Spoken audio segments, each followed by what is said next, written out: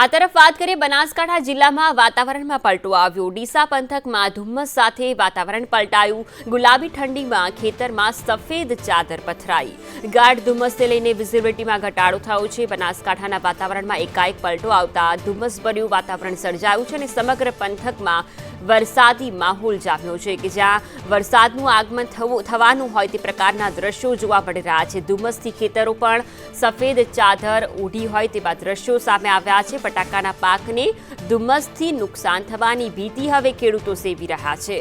વાદળોથી વાતાવરણમાં એકાએક પલટો આવ્યો છે અને આ જ વાતાવરણ આગામી સમયમાં પણ રહી શકે છે।